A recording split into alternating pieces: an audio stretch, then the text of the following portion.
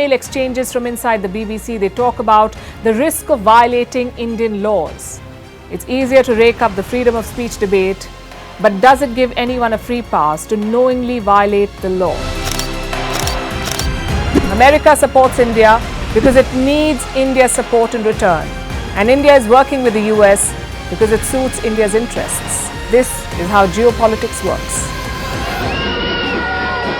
Last night, he diffused a crisis with his defense minister.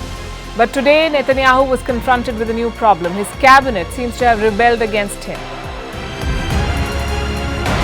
The UK is looking at the Indian subcontinent to fill its coffers. That India seems to be negotiating from a position of power, like a partner and not a former colony.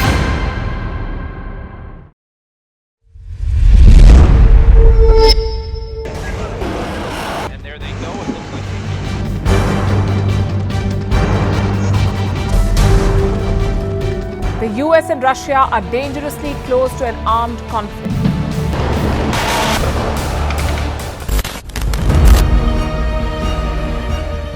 This year, 2023, New Delhi will be the capital of global diplomacy.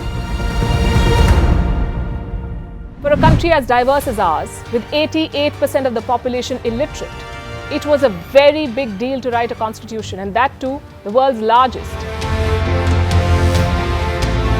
Meanwhile, if we may, here's a Republic Day gift from India for the BBC.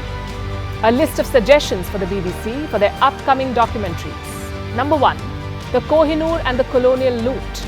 Number 2, an outdated monarchy and unhealthy obsession with the royals. Number 3, racism in 2023. We're waiting.